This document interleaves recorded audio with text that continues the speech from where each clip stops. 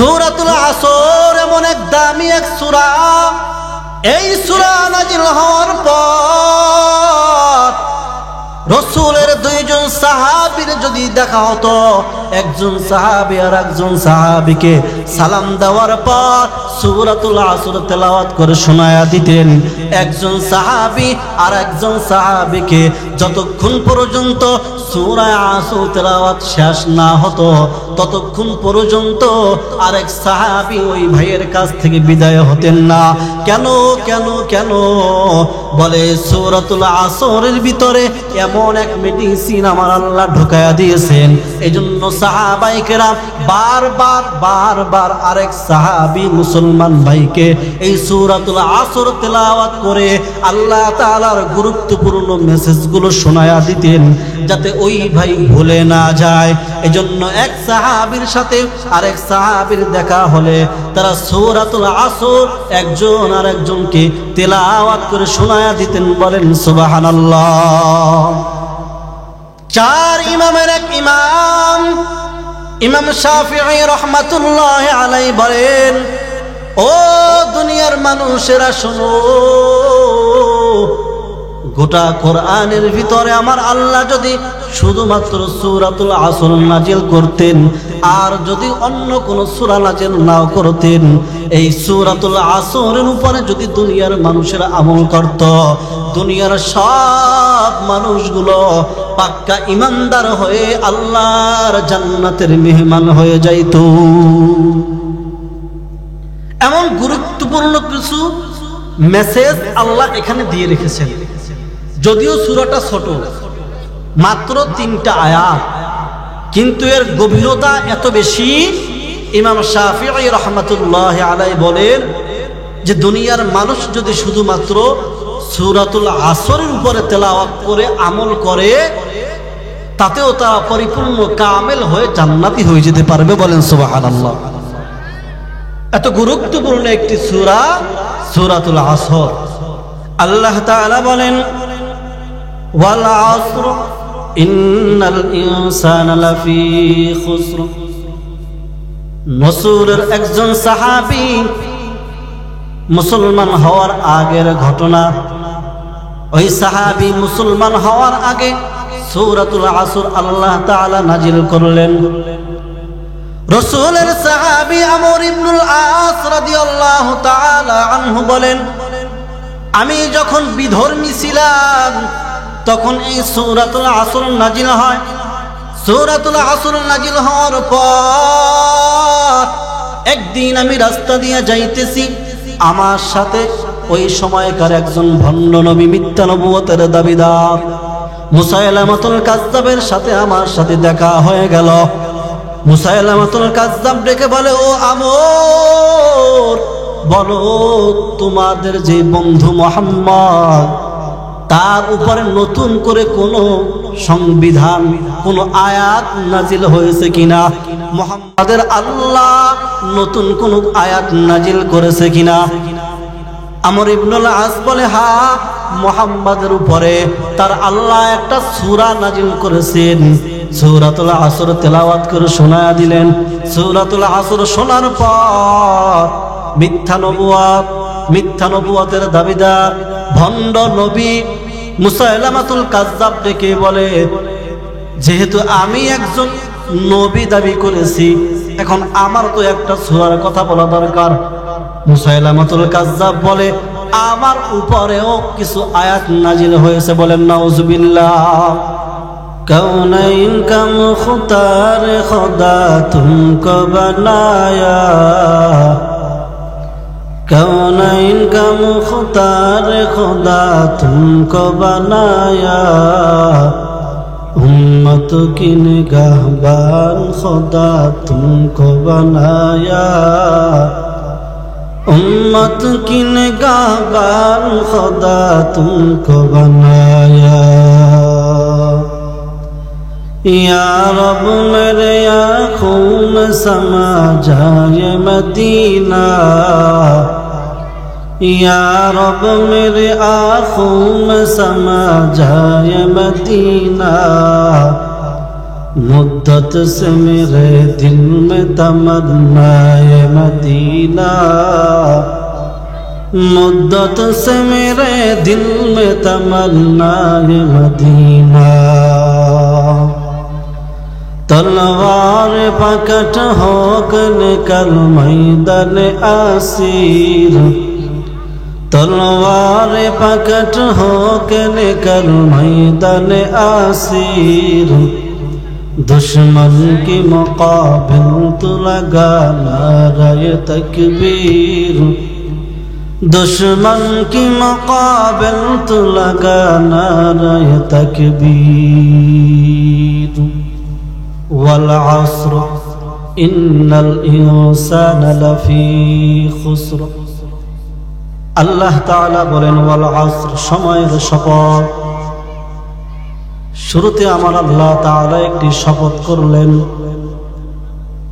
আল্লাহ তাআলা হলেন খালেক, আমরা হলাম তার মাখলুক। আল্লাহ হলেন মালিক, আমরা হলাম তার গোলাম। মালিক তার গোলামদেরকে উপদেশ দিবেন, নসিহত করবেন। এখানে তো শপথ করার কোনো প্রয়োজনীয়তা পড়ে না, কিন্তু রব্বুল আলামিন বয়ান করার আগে, নসিহত করার আগে একটা শপথ করলেন কেন? এক নাম্বার কারণ, আমার আল্লাহ যেই জিনিসের শপথ করেন ওই জিনিসটা অত্যন্ত দামি, মূল্যবান জিনিস। আমার আল্লাহ কোরআনের বিভিন্ন জায়গায় এরকমের শপথ করে কথা বলেছেন।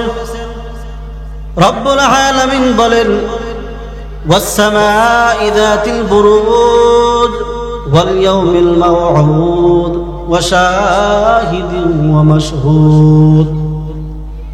আমার আল্লাহ বলেন ওয়াত-তিনি ওয়াজ-যাইতুন ওয়া তুরি সিনিন ওয়া হাযাল বালাদিল আমিন। রব্বুল আলামিন কোরআনের বিভিন্ন জায়গায় এরকমের শপথ করে কথা বলেছেন। আমার আল্লাহ যত জায়গায় কোরআনে শপথ করে কথা বলেছেন সব হলো দামি জিনিস, মূল্যবান। কেমন মূল্যবান? বলে যার কোনো মূল্য নাই, অমূল্য সম্পদের শপথ। রব্বুল আলামিন বলেন ওয়াল আসর, সময়ের শপথ। সময়ের শপথ কেন আমার আল্লাহ খাইলেন? সময়ের শপথ কেন করলেন? কারণ সময়টা অত্যন্ত দামি এক জিনিস, মূল্যবান এক জিনিস। সময়টাকে যে গুরুত্ব দিবে, আমার আল্লাহ সময়কে গুরুত্ব দেওয়ার কারণে ওই বান্দার জীবনটাকে ধন্য বানায়া দিবেন। দুনিয়ার জিন্দেগি, পরকালের জিন্দেগি, উভয় জগৎকে যদি কেউ মূল্যবান বানাইতে চায়, উভয় জগৎকে যারা, উভয় জগতের ভিতরে যেই সকল আল্লাহর বান্দা বান্দিরা মূল্যায়ন হতে চায়, মূল্যবান হতে চায়, দামি হতে চায়, অবশ্যই তাদেরকে সময়কে গুরুত্ব দিতে হবে। দুনিয়ার লাইনেও যারা সময়কে গুরুত্ব দেয়, মূল্যায়ন করে, তারা অনেক দামি হয়ে যায়। একই ক্লাসে স্টুডেন্ট লেখাপড়া করে, একজন গোল্ডেন এ প্লাস পেয়ে পাস করে, আর একজন বান্দা কোন রকমের 33 পেয়ে পাস করে। অনেকে আবার পাস করতে পারে না। কেন? সময় তো 1 বছর সবার জন্য সময়টা সঠিক ছিল, সবার জন্য সমান সময় দেওয়া হয়েছে এক ক্লাস লেখাপড়া করার জন্য। কিন্তু একজন গোল্ডেন এ প্লাস পাইল, আর একজন কোন রকমের 33 পেয়ে পাস করলো। ব্যবধানটা কেন? বলে একজন আল্লাহর বান্দা, স্টুডেন্ট, ছাত্র, তিনি সময়কে গুরুত্ব দিয়ে মূল্যায়ন করে লেখাপড়া করেছে, এজন্য তিনি গোল্ডেন এ প্লাস পেয়ে পাস করেছে। আর একজন সময়টাকে তেমন কোনো গুরুত্ব দেয় না, মাঝে মাঝে লেখাপড়া করত, মাঝে মাঝে করতো না, খেলাধুলায় গল্প গুজবে সময় কাটাইতো। এই জন্য আল্লাহ পাকের বান্দা কোন রকম কোনোভাবে 33 পেয়ে পাস করেছে। আর একজন আল্লাহর বান্দা স্টুডেন্ট বইয়ের ধারে কাছেও যেত না। বিদ্যালয়ের সাথে, শিক্ষা প্রতিষ্ঠানের সাথে, শিক্ষকদের সাথে তার কোনো সম্পর্ক ছিল না। এজন্য এই বান্দা পরীক্ষায় পাস করতে পারে নাই। এই ব্যবধান কেন? বলে একমাত্র সময়ের ব্যবধান। যে সময়কে মূল্যায়ন করেছে সে দামি হয়ে গেছে, যে সময়কে মূল্যায়ন করে না সে দামি হতে পারে না। ঠিক তেমনি ভাবে কত মানুষ এই দুনিয়ার জিন্দেগিতে হায়াতের 40-50 বছর অতিবাহিত করে ফেললো, কিন্তু দুনিয়ার জিন্দেগিতে কোনো উন্নয়ন করতে পারলো না। কেন? বলে এই বান্দা সময়কে গুরুত্ব দেয় না, সময়কে মূল্যায়ন করে কাজ করে না। অথচ এই বাংলার জমিনে এমন অনেক আল্লাহর বান্দারা আছে যারা এই ঢাকার শহরে 10 টাকা, 100 টাকা, 50 টাকা নিয়ে গ্রাম থেকে আসছেন। আজকে তারা হাজার হাজার কোটি টাকার মালিক, কেউ শিল্পপতি, কেউ ব্যবসায়ী। কেন? বলে এই বান্দা 100 টাকা নিয়ে ঢাকার রাজধানীতে উঠে দিন রাত নাই, দিন রাত পরিশ্রম করে করে মাথার ঘাম পায়ে ফালাইয়া রাতের ঘুমকে বন্ধ করে দিয়ে ঠিক মতো খানাও খান নাই, টাইম মতো ঘুমাইতেও পারেন নাই। অনেক পরিশ্রম করে করে তারা সময়টাকে মূল্যায়ন করেছে। এই জন্য আজ 10 বছর 20 বছরের ব্যবধানে 5টা শিল্প কারখানার মালিক, হাজার হাজার কোটি টাকার মালিক হয়ে গেছে। আর একজন বান্দাই ঢাকার শহরে ঘোরে আর ঘুমায় আর খায়, ওই বান্দার জীবনে কোনো উন্নতি হয় না। ব্যবধান কেন? বলে একমাত্র সময়। যে সময়কে মূল্যায়ন করেছে ওই বান্দা এই দুনিয়ার জীবনে উন্নতি করতে পেরেছে। যে সময়কে মূল্যায়ন করে না তার সাংসারিক জীবনে কোনো উন্নতিও হয় না। এজন্য সময়ের গুরুত্ব দাও মুসলমান নবীর উম্মতের দল। সময়ের শপথ, সময় অত্যন্ত দামি এক জিনিস।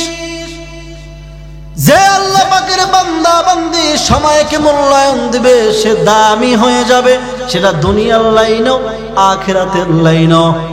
আখিরাতের লাইনে 50 বছর হায়াত 2 জন পেয়েছে, কিন্তু একজনের আমলনামায় অনেক বেশি নেক, আর একজনের আমলনামায় কোনো নেক আমল নাই, শুধু গুনাহ আর গুনাহ। কেন? দুজনের হায়াত তো সমান। 50 বছর হায়াত পেয়ে দুজন ইন্তেকাল করলো, কিন্তু একজনের আমলনামায় পাহাড় সম পরিমাণ নেক, আর একজন বান্দার আমলনামায় নেক নাই। কেন? বলে এই বান্দা সময়টাকে মূল্যায়ন করিয়া, সময়কে গুরুত্ব দিয়া আল্লাহর গোলামি করেছে।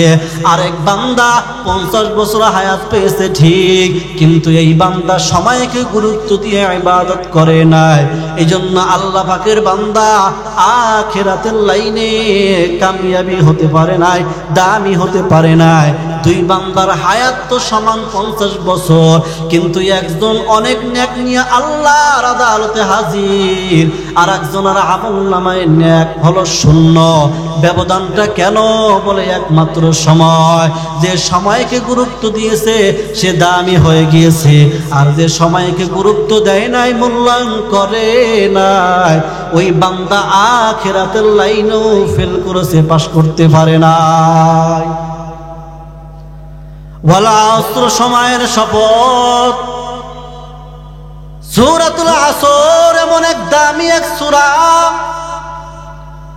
এই সূরা নাজিল হওয়ার পর রাসূলের 2 জন সাহাবীর যদি দেখা হতো, একজন সাহাবী আর একজন সাহাবীকে সালাম দেওয়ার পর সূরাতুল আসর তেলাওয়াত করে শোনায়া দিতেন। একজন সাহাবী আর একজন সাহাবীকে যতক্ষণ পর্যন্ত সূরা আসর তেলাওয়াত শেষ না হতো ততক্ষণ পর্যন্ত আরেক সাহাবী ওই ভাইয়ের কাছ থেকে বিদায় হতেন না। কেন? কেন? কেন? বলে সূরাতুল আসরের ভিতরে এমন এক মেডিসিন আমার আল্লাহ ঢুকায়া দিয়েছেন। এজন্য সাহাবায়ে কেরাম বারবার বারবার আরেক সাহাবী মুসলমান ভাইকে এই সূরাতুল আসর তেলাওয়াত করে আল্লাহ তাআলার গুরুত্বপূর্ণ মেসেজগুলো শোনায়া দিতেন, যাতে ওই ভাই ভুলে না যায়।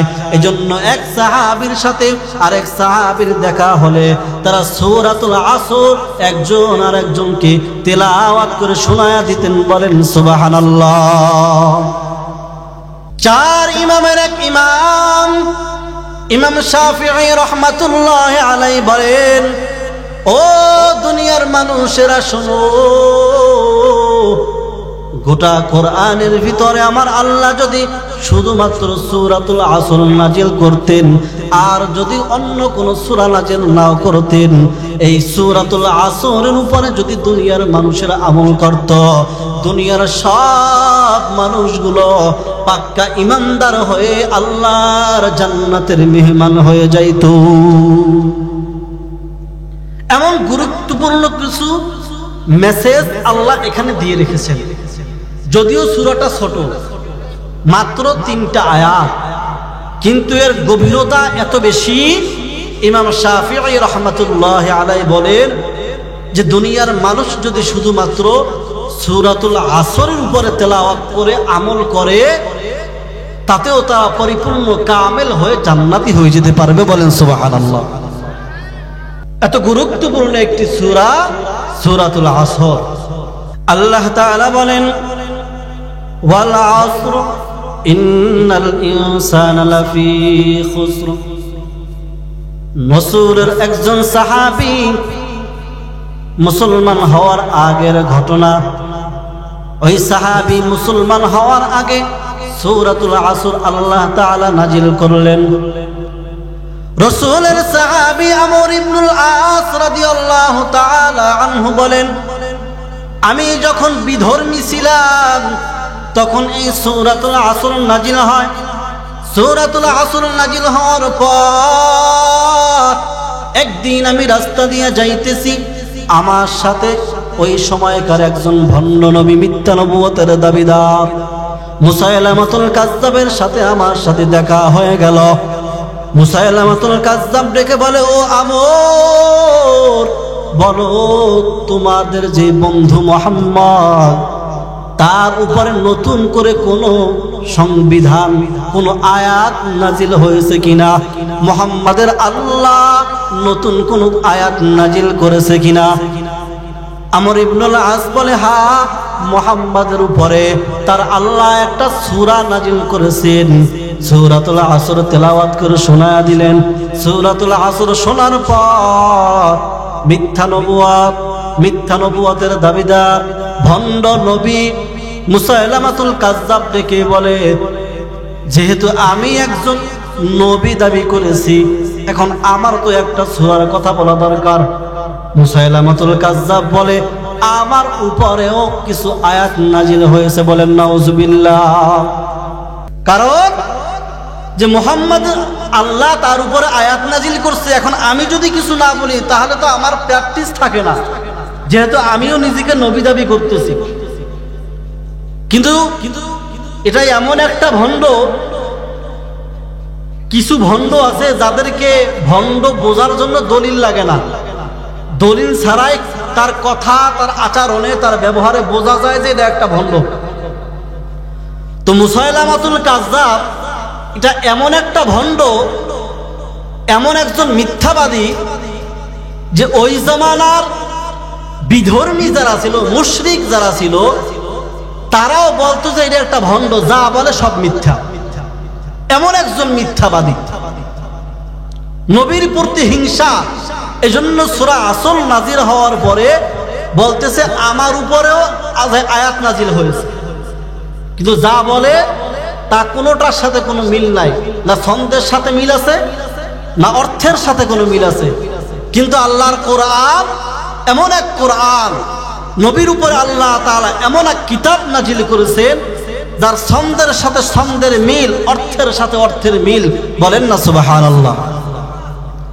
আলহামদুলিল্লাহি রাব্বিল আলামিন আর রহমানির রহিম মালিকি ইয়াউমিদ্দিন। ছন্দের সাথে ছন্দের মিল, কোরআনের এক আয়াতের সাথে আর এক আয়াতের মিল আছে। কিন্তু ওই জামানার বেদিনেরা এমন এমন শব্দগুলো বানায়া বলতো যা একটার সাথে আর একটার কোনো মিল নাই।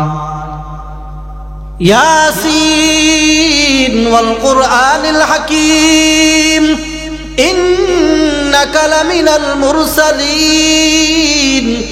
কোরআনের ছন্দের সাথে কত মিল, কিন্তু বেঈমানরা নবীর প্রতি হিংসা করে এমন এমন ছন্দ বানায় বলতো যা একটার সাথে আরেকটার কোনো মিল পাওয়া যায় না। ও মুসলমান নবীর উম্মতের দল, আল্লাহ তাআলা শুরুতে কসম খেয়ে বললেন, ও দুনিয়ার মানুষেরা শোনো, ওয়াল আসর ইন্নাল ইনসানা লাফি খুসর, দুনিয়ার সব মানুষগুলো ক্ষতিগ্রস্ত, ধ্বংস। দুনিয়ায় যত ইনসান আছে সবাই ক্ষতিগ্রস্তের ভিতরে আছে। আমার আল্লাহ এরপরে বলতেছেন ইল্লাল্লাযীনা আমানু, শুরুতে বললেন দুনিয়ার সকল মানুষগুলো সব ক্ষতিগ্রস্ত, সবাই ধ্বংসের ভিতরে নিমজ্জিত আছে। এরপরে আমার আল্লাহ একটা ব্রেক লাগায়া দিলেন, ইল্লা, তবে আমানু ওয়া আমিলুস সালিহাত ওয়া তাওয়াসাউ বিল হাক্কি ওয়া তাওয়াসাউ বিস সবর। আল্লাহ তাআলা বলেন, যাদের ভিতরে 4টা গুণ পাওয়া যাবে তারা ক্ষতিগ্রস্ত না, তারা ধ্বংসপ্রাপ্ত না। যাদের ভিতরে 4টা গুণ পাওয়া যাবে তারা সবাই হবে সফল কাম। শুরুতে বললেন দুনিয়ার সব মানুষগুলো ক্ষতিগ্রস্ত, এরপরে আল্লাহ ব্রেক লাগায় দিলেন, ইল্লা, তবে যাদের ভিতরে 4 গুণ থাকবে তারা ক্ষতিগ্রস্ত হবে না, তারা ধ্বংসপ্রাপ্ত হবে না, বরঞ্চ তারা সফল কাম হয়ে যাবে। 4 গুণের ভিতরে 1 নম্বর গুণ আমার আল্লাহ বলতেছেন ইল্লাল্লাযীনা আমানু, যারা ঈমান আনবে আমি আল্লাহ তাআলার উপরে তারা সকলে সফল কাম হয়ে যাবে। বলেন সুবহানাল্লাহ। 1 নম্বর শর্ত হলো ঈমান। আমার আল্লাহ বলেন দুনিয়ার সবাই ধ্বংসপ্রাপ্ত, সবাই ক্ষতিগ্রস্ত, তবে 1 নম্বরে যারা ঈমান আনবে তারা ক্ষতিগ্রস্ত হবে না। ঈমান লাগবে 1 ঈমান, কঠিন মজবুত ঈমান, যে ঈমানের ভিতরে শিরিক থাকতে পারবে না। আমরা পড়ছি আমানতু বিল্লাহ ওয়া মালাইকাতিহি ওয়া কুতুবিহি ওয়া রুসুলিহি ওয়াল ইয়াউমিল আখির ওয়াল কদরি খাইরিহি ওয়া শাররিহি মিনাল্লাহি তাআলা ওয়াল বা'সি বা'দাল মাউত।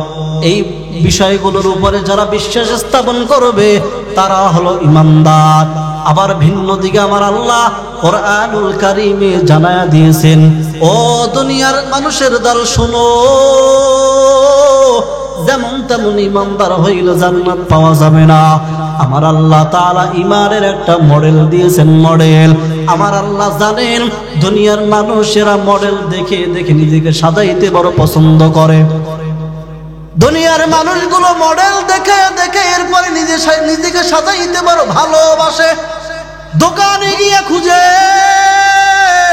কোন মডেলের পোশাক কিনবে, সেলুনের ভিতরে ঢুকে যুবক এবার ওই ছবিগুলোর দিকে তাকায় তাকায় আমাকে বলে, সেলুনওয়ালাকে ডেকে বলে, ও ভাই আমাকে এত নাম্বার মডেলের চুলের কাটিংটা দিয়ে দাও। আল্লাহ জানেন আমার বান্দা বান্দিরা মডেল দেখে দেখে নিজেকে সাজাইতে বড় পছন্দ করে। এক বন্ধু যেই মডেলের বাইক কিনছে, আরেক বন্ধু দোকানে গিয়া ওই একই মডেলের বাইক কিনে। এক বন্ধু যেই কালারের, যেই ডিজাইনের, যেই মডেলের পোশাক পরছে, তাকায়া দেখে বন্ধুরে দেখতে বড় সুন্দর লাগে, আরেক বন্ধু দোকানে গিয়া ওই একই মডেলের পোশাক কিনে। কেন কেন কেন? বলে বন্ধু দুনিয়ার মানুষের স্বভাব হলো একজন মডেল দেখে আর একজন নিজেকে সাজাইতে বড় পছন্দ করে। আমার আল্লাহ বলেন, ও দুনিয়ার মুসলমানের দল, ইমানদারের দল, ও দুনিয়ার ইনসানের দল, আমি আল্লাহ একটা ঈমানের মডেল বানায় দিলাম। তোমরা যদি জান্নাতে ঢুকতে চাও, জান্নাতের বাসিন্দা হতে চাও, তাহলে তোমাদের ঈমানের একটা মডেল লাগবে। যেমন তেমন ঈমান নিয়ে আসলে আমি আল্লাহর জান্নাতে ঢুকতে পারবা না। ও আল্লাহ, কোন মডেলের ঈমান লাগবে? আমার আল্লাহ বলেন, আমিনু কামা আমানান নাস। আমার সাহাবায়ে কেরাম, আমার পয়গম্বরের সাহাবায়ে কেরাম যেই মডেলের ঈমান আনছে, তারা যেই ক্যাটাগরির ঈমানদার ছিল, দুনিয়ার মানুষেরা তোমরাও ওই সাহাবায়ে কেরামদের নমুনায় ঈমানওয়ালা হয়ে যাও। আল্লাহ রাব্বুল আলামিন ঈমানের মডেল বানায় দিয়েছেন। জান্নাতে ঢুকতে হলে সাহাবায়ে কিরামদের নমুনায় মডেলের ঈমান লাগবে। সুদখোর, ঘুষখোর, পীরের পায়ে সিজদা দেনেওয়ালা এমন দুর্বল ঈমান নিয়া আল্লাহর জান্নাতে ঢোকা মুশকিল। সাহাবায়ে কেরাম যেই মডেলের ঈমানওয়ালা ছিল, এমন মজবুত ঈমানওয়ালা মডেলের ঈমানওয়ালা হতে হবে। ও মুসলমান নবীর উম্মতের দল, সাহাবায়ে কেরাম কেমন এক মডেলের ঈমানওয়ালা ছিল। মৃত্যুর মুখে দাঁড়াইয়াও তারা ঈমান ছাড়ে নাই, হকের উপর ইস্তেকামাত রয়েছেন। পয়গম্বরের সাহাবী হযরত খুবাইব রাদিয়াল্লাহু তাআলা আনহু বেঈমানদের হাতে গ্রেফতার হয়ে গেলেন। গ্রেফতার হওয়ার পর বেঈমানেরা খুবাইব রাদিয়াল্লাহু তাআলা আনহুকে গ্রেফতার করিয়ে একটা রুমের ভিতরে আবদ্ধ করে রাখলেন। প্রথমে শুরুর দিকে কয়েকদিন খাবার দিয়েছেন, এরপর আর খুবাইব রাদিয়াল্লাহু তাআলা নাকি মরে গেল। কারণ তাদের ধারণা হলো, তাদের চিন্তা হলো, যদি খানা না দেই, খানা না খেতে খেতে এক সময় এই বান্দা ইন্তেকাল করবে। কিন্তু তাকায় দেখতেছেন না না, রাসূলের সাহাবী ওই ঘরের ভিতরে এখনো জীবিত আছে। বলেন সুবহানাল্লাহ। বহুদিন চলে যাওয়ার পর একদিন গিয়ে দরজা খুলে বলতেছেন, ও মুহাম্মদের সাহাবী বের হও। খুবাইব রাদিয়াল্লাহু তাআলা আনহুকে বের করে নিয়ে রাস্তা দিয়ে নিয়ে যাইতেছেন, আর বেঈমান বেদিনদেরকে, মুশরিকদেরকে ডাকতেছেন, আসো আজ একজন মুসলমানকে হত্যা করা হবে। সমস্ত মুশরিকরা তামাশা দেখার জন্য রাস্তায় চলে আসলো। সর্বস্তরের বেঈমান বেদিনেরা, বাচ্চা, শিশু, বৃদ্ধ, যুবক সবাই চলে আসলো তামাশা দেখার জন্য। কেন কেন কেন? বলে চলো চলো, আজ একটা মুসলমানকে হত্যা করা হবে। এটা আমাদের জন্য একটা বিজয়, কারণ আমরা একজন মুহাম্মাদের অনুসারীকে হত্যা করতে পারবো। এজন্য সবাই দলে দলে দলে দলে আসতেছে। কিছু দূর যাওয়ার পর খুবাইব রাদিয়াল্লাহু তাআলা আনহু তাকায়া দেখতেছেন একটা স্টেজ বানানো। খুবাইব রাদিয়াল্লাহু তাআলা আনহুকে ওই স্টেজে উঠাবার পর প্রশ্ন করা হলো, ও মুহাম্মাদের সাহাবী, বলো তোমার কোনো শেষ ইচ্ছা আছে কিনা, বলো। খুবাইব রাদিয়াল্লাহু তাআলা আনহু বলে, ও ভাই, আমাকে 2 রাকাত নামাজ পড়ার অনুমতি দাও। আল্লাহু আকবার বলেন। মৃত্যুর মুখে দাঁড়াইয়াও নামাজ। খুবাইব রাদিয়াল্লাহু তাআলা আনহু বলে, ভাই 2 রাকাত নামাজের অনুমতি চাই। 2 রাকাত নামাজ পড়ার অনুমতি দেওয়া হলো। রাসূলের সাহাবী খুবাইব রাদিয়াল্লাহু তাআলা আনহু অতি দ্রুত সময়ের ভিতরে নামাজ কমপ্লিট করলেন। নামাজ কমপ্লিট করার পর একজন মুশরিক ডাক দিয়ে বলে, ও খুবাইব, এত দ্রুত নামাজ শেষ করলা কেন? সাহাবী বলে, নামাজের ভিতর আমি এত মজা পাইতেছিলাম, আমার এই নামাজটা ছেড়ে দিতে ইচ্ছা করছিল না। আমি যখন রুকুতে যাই আমার বড় ভালো লাগতেছিল, মনে চাইছিল না রুকু থেকে মাথা উত্তোলন করি। আবার যখন আমি সিজদায় যাই, ওই সিজদার ভিতরে গিয়ে আমি বান্দা এত বেশি তৃপ্তি পাইতেছিলাম, মনটা চায় না সিজদা থেকে মাথা উত্তোলন করি। কিন্তু আবার চিন্তা করলাম, এখন যদি আমি অতিরিক্ত সময় নিয়ে নামাজ আদায় করি, তাহলে এই দুনিয়ার মুশরিকরা ভাববে রাসূলের সাহাবী মৃত্যুর ভয়ে লং টাইম সময় নিয়ে নামাজ আদায় করতেছে। আমি চাই না আমার কারণে ইসলামের উপরে এমন কোনো তোহমত দেওয়ার সুযোগ কোনো বেঈমান পাক। এই কারণে আমি অল্প সময়ের ভিতর নামাজ কমপ্লিট করলাম। এবার খুবাইব রাদিয়াল্লাহু তাআলা আনহুকে ওই স্টেজের উপরে উঠাইয়া, স্টেজের পিছনের দিকে একটা কাঠ ছিল এভাবে দাঁড় করানো। ওই কাঠের সাথে খুবাইব রাদিয়াল্লাহু তাআলা আনহুকে দাঁড় করাবার পর এরপরে 2 হাত 2 দিকে এভাবে প্রসারিত করিয়া 2 হাতের ভিতরে প্যারাক মেরে দিয়েছে, পায়ের ভিতরে প্যারাক মেরে দিয়েছে। শুধু তাই না, দুনিয়ার মুশরিক কাফের বেঈমান বেদিনেরা কাটা এনে এনে খুবাইব রাদিয়াল্লাহু তাআলা আনহুর ভিতরে, শরীরের ভিতরে অনাবরত আঘাত করতেছেন। মা বোনেরা যেমনি ভাবে কাটা দিয়ে বিভিন্ন কাজ করে, খোঁচায়া খোঁচায়া কাজ করে, মোরব্বা যেভাবে বানায় খোঁচায়া খোঁচায়া, খুবাইব রাদিয়াল্লাহু তাআলা আনহুকে ওইভাবে কাটা দিয়া খোঁচায়া খোঁচায়া পুরা শরীরটা জর্জরিত করে ফেলল। গোটা শরীর থেকে রক্ত পড়তেছে। খুবাইব রাদিয়াল্লাহু তাআলা আনহু মাথাটাকে নিচের দিকে দিয়ে তাকাচ্ছেন। একজন ডাক দিয়া বলে, ও খুবাইব শোনো, তোমাকে সর্বশেষ একটা অফার দিতে চাই, সর্বশেষ তোমাকে একটা সুযোগ দিতে চাই। এই সুযোগটা যদি তুমি গ্রহণ করো, আমাদের এই শর্তটা যদি তুমি মেনে নাও, তাহলে আমরা তোমাকে খালাস দিয়া দিব, তোমার জীবনটা আমরা ভিক্ষা দিয়া দিব, তোমাকে ছেড়ে দিব। আল্লাহর বান্দা নবীর সাহাবী বলতেছেন, ও ভাই বলো কি তোমাদের শর্ত, আমি শুনতে চাই। মুশরিক ডাক দিয়া বলে, খুবাইব তোমার জবানটা নাড়াইয়া শুধুমাত্র একবার তোমাদের নবী মুহাম্মদ নামের আল্লাহর বান্দা, ওই যে মুহাম্মদ আব্দুল্লাহর বেটা মুহাম্মদকে শুধুমাত্র একবার একটু তুমি গালি দিবা। যদি তুমি তোমার জবান দিয়া মুহাম্মাদের গালি দাও, এর বিনিময় আমরা তোমাকে ছেড়ে দিব। আল্লাহর বান্দা নবীর সাহাবী ধমক দিয়া বলে, আরে দুনিয়ার মুশরিকেরা শোন, আমি এমন এক আল্লাহর গোলাম, এমন এক নবীর উম্মত, শুধু একবার নয়, আমি খুবাইবকে যদি 1000 বার জীবন দেওয়া হয়, আর আমি 1000 বার আমার জীবনটাকে বিলায়া দিব, তারপরও আমার জবান দিয়ে আমার নবীকে একটা গালি দিতে আমি পারবো না। যেই গালির বিনিময় আমার জীবনটা আমি ভিক্ষা পাবো, বাঁচতে পারবো, এমন মুসলমান হয়ে গিয়েছে। ওই কন্যা সন্তান মুসলমান হওয়ার পরে বলতেছে, আমাদের বাড়ির ভিতরে যখন খুবাইব রাদিয়াল্লাহু তাআলা আনহুকে বন্দী করে রাখা হয়েছিল, শুরুর দিকে কিছুদিন খাবার দেওয়া হয়েছে, এরপরে আর খাবার দেওয়া হয় নাই। আমি মাঝে মাঝে জানালা দিয়ে তাকায় দেখতাম এই বান্দা না খায়া কেমনে বেঁচে আছে। আমি যখন ঘরের ভিতরে তাকাইতাম, আমি তাকায় দেখতাম ওই আল্লাহর বান্দা ওই বদ্ধ ঘরের ভিতরে আঙ্গুর খাইতেছে, বিভিন্ন রকমের ফলগুলো ভক্ষণ করতেছে। আমি প্রশ্ন করলাম, ও ভাই, এই বন্ধ ঘরের ভিতরে কেউ তো তোমাকে খাবার দেয় না, তাহলে তুমি এই ফলগুলো কই পাইতেছ?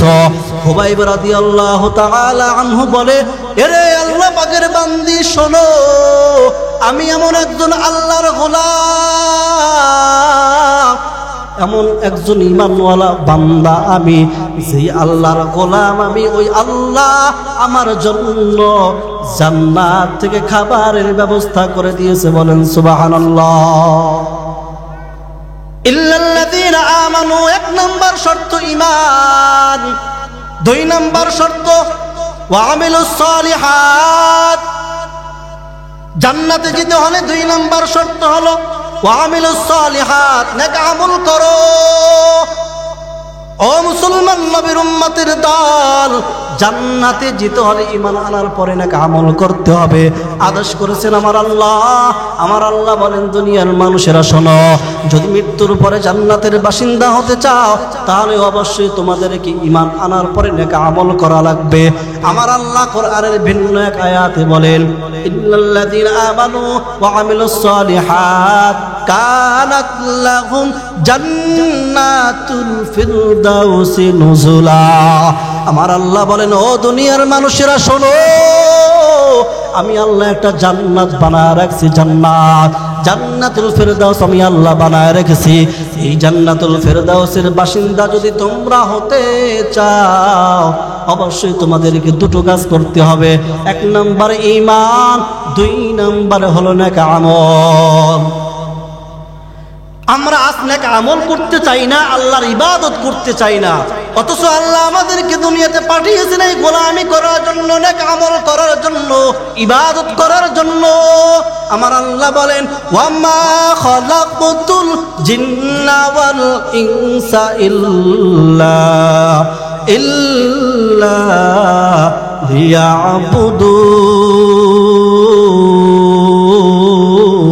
লিয়াবুদুন, মা খালাকতুল জিন্না ওয়াল ইনসি বিখাজুজ ইবাদাতুন ইস্তামাকসুদ আজ্জাহা, মা খালাকতুল জিন্না ওয়াল ইনসি বিখাজুজ जुज़ इबादत निस्ते मक़सूद अज्जहा। जिंदगी में बंदगी तू करना है,